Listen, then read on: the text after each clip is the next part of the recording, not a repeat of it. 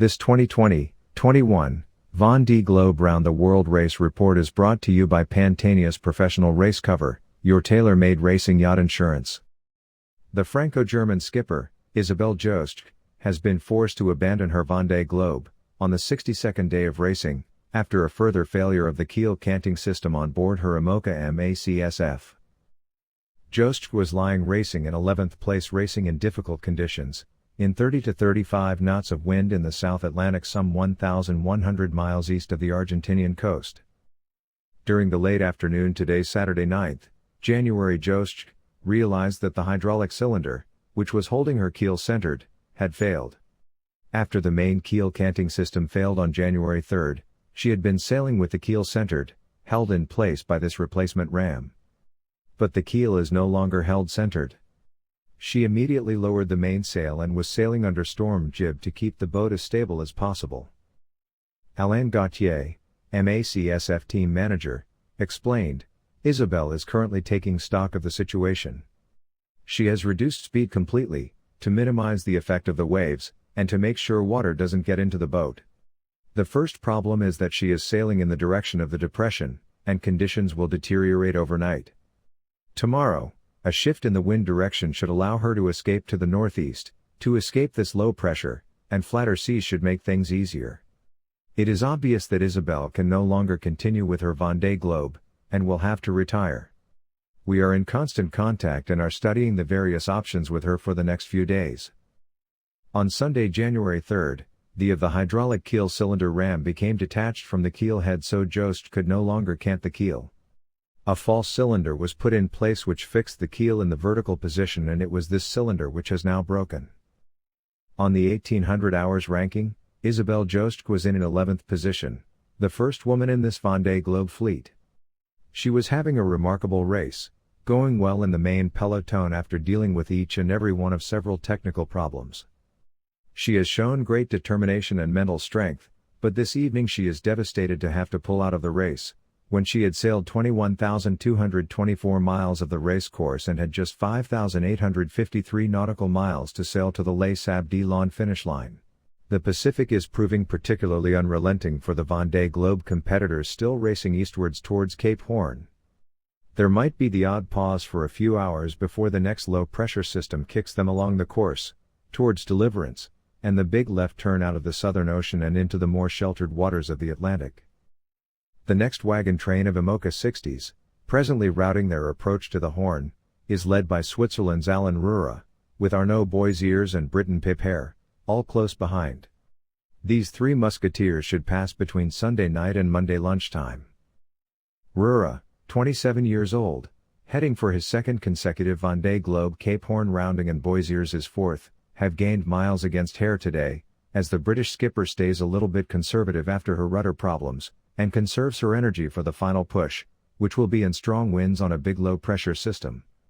At the front of it today, the two foilers, La Fabrique of Roura, and La Mia Kaline Artisans Artipole, have been 3 or 4 knots quicker than Hare's Medallia. 150 miles further astern, both Didac Costa, the Spanish skipper of One Planet One Ocean, and Stéphane Le Derisonon, Time for Oceans, have had their toughest time of the race so far, with gusts over 50 knots at times, the French skipper giving a vivid description of being knocked nearly flat in a huge squally gust. "I think I got the worst of it, with winds reaching 60 knots, and waves with troughs of 6 to 8 meters. The memory of it will stay with me for life. I have this image of a squall and 60 knots of wind, breaking waves, no sail up, the boat on its side in a snowstorm, with the wind howling in the rig, with a total sense of powerlessness, in the face of these crazy conditions. It is mad to watch the sea, which is like frothing milk and spray, coming from all angles. It is just quite incredible. I am happy to have experienced it. It is quite an experience on a human level, to have come through this, particularly physically, because it is so cold, but also on a mental and stress level, it is extremely demanding." He continues, "It is so cold, you just wrap up with all you have, it is just 4 degrees inside the cabin, and then you hear the waves breaking on deck, or being knocked down by a wave, and you have to get dressed in the wet clothes and go out in the middle of the night. It is then that you have to just not think about it, or question yourself. That is why I like that expression, you just have to disconnect your brain, to concentrate on what needs to be done. Get out of the bunk, get dressed and go through the list of things that need to be done and leave the analysis of it all for later. By way of sharp contrast in the South Atlantic, off the coasts of Argentina, Uruguay and the south of Brazil, it is hot for leader Yannick Bestaven, Mater Cock 4, in more ways than one. He has seen his lead shrink from 435 nautical miles to 263 this evening.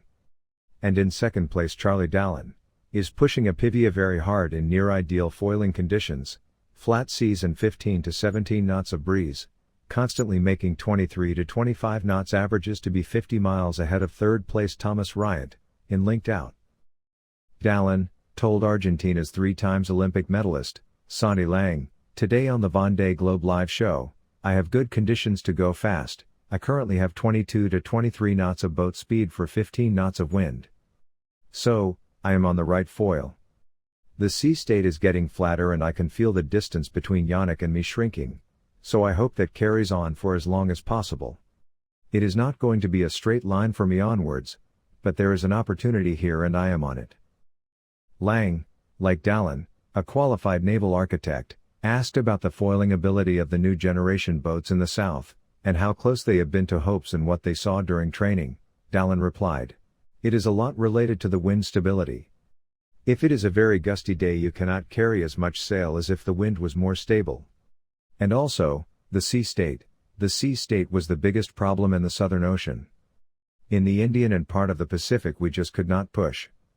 The sea state did not permit it. But yesterday I was still under my speed polars, because I was in a 2-meter seaway. And when I was reaching speeds of 30 knots, then the slamming is too much. The sea state is such a factor. Obviously, you push less hard than you do in training.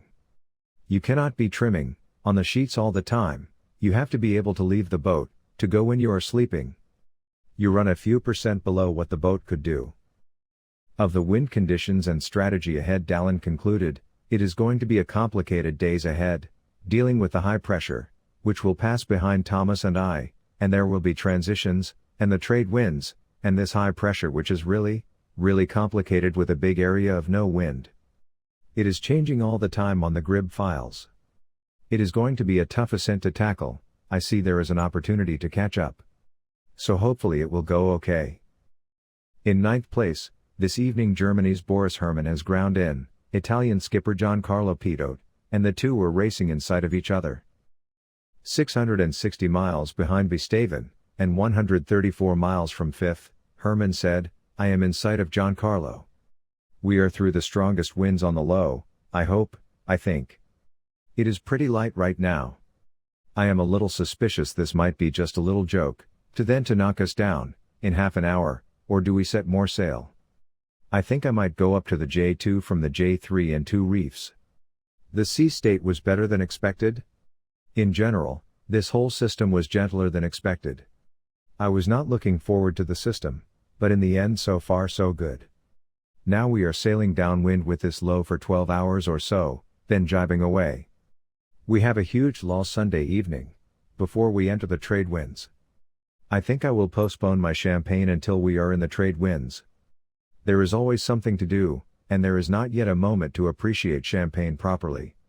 British skipper Pip Hare kept her Vendee Globe on course when she replaced her damaged port rudder on Medallia, completing the difficult operation in the South Pacific Ocean some 1,000 miles west of Cape Horn. Having discovered a crack in the shaft of her rudder, the 45-year-old had no alternative to stop her Imoca 60, drop out of the damaged rudder, and ship the spare in 20 knots of wind and a big Pacific swell. Hare may have lost 2 places, dropping to 17th, but the English solo racer who was on her first time ever in the Southern Ocean, has kept her race alive and, if she maintains the same pace as today, she should reach Cape Horn and Deliverance from the south on Monday afternoon or evening. Every part of my body aches. I have bloody knuckles on every finger, bruises all down my legs and muscles. I didn't know I had that hurt, but yes. The new rudder is in, and Medallia is back in the game. Yesterday I was scared and apprehensive. The conditions were far from ideal, a big swell and a forecast for a light patch between gales. I talked through the procedure with Jeff and with Paul. The main concern was slowing the boat down enough to get the rudder in, and then the boat landing on the rudder stock, and doing damage to either. Eventually, with a drogue out of the back, and under bare poles in 16 to 18 knots of breeze, I went for it.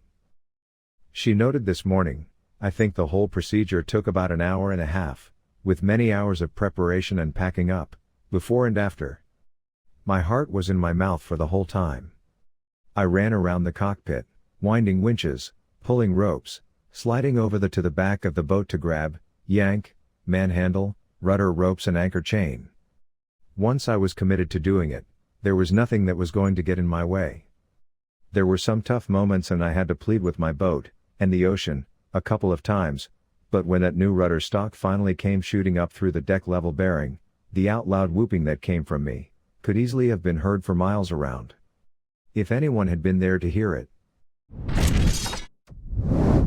So the weather situation is still looking really interesting for Boris in the next few days. We can see that there's a couple of systems coming up that he might be able to take advantage and catch up with the boats ahead of him, so that's really good. But we can also see that in the short term that Boris has really changed gear at the moment, and he's sailing really fast. If we have a look at the live data on the Boris Herman Racing website, coming back live from the boat, we can see that at about 1700 UTC, so 2 hours ago from now, we can see it on the rig loads that Boris changed to the J2, and that really helped him have a bit of a speed boost, and he's been managing to catch up the boats around him, currently sailing next to Giancarlo Pedotti on Prismian Group, and closing in on Benjamin Dutroux and also Jean Le Cam. But the situation right now is he's sailing to the north of this low pressure that's been sweeping across and giving the fleet really good southwesterly wind, and he'll be able to really keep driving upwind with that in the next 24 hours. We can see how that system's developed on the satellite images. You can see this circulation of wind around it, and this will be really helpful for the fleet to kind of identify exactly the location of this system. But if we look ahead, the situation is getting even closer in terms of the rankings and positions, and we'll have a little bit of a look why.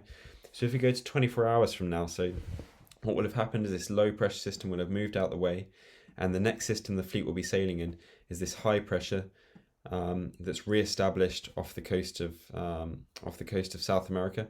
And basically what's going to happen is the fleet, Boris and the boats around him, are all going to sail in towards the high pressure as the wind will shift round and round to the south like this, and then eventually he'll end up on the northern side of it and be able to jibe up like this as the wind from the northern side of the high pressure will end up coming from the east, southeast initially, and then from the east. But in 24 hours, Boris is expected to be here. And if we have a look at the boats ahead, so you've got Apivia and you've got Linked Out as well, they'll do a similar situation, a similar kind of strategy. But if we look above this high pressure, we can see that there's really not much gradient. What effectively is going to happen is this high pressure is the re-establishing of the St. Helene High, and what's going to happen is this going to make its way slowly towards the northeast, and it's going to re-establish over here over the next few days. So if we look ahead 48 hours from now, we can see that where there's this no gradient, the boats that reach it first, Matricock and Apivia, Linked Out and Apicil, will all end up in this very light wind area, while the boats behind, like Boris and Sea Explorer Yacht Club de Monaco, will be able to make the most of this high pressure, sailing in the good easterly winds to the north of it, and will really be able to sail very fast into the back of these leading boats.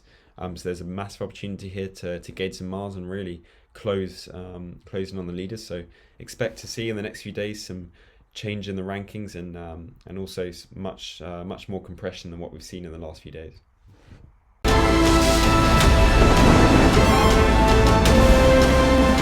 If you're taking your racing to the next level, make sure your insurance is up to the challenge.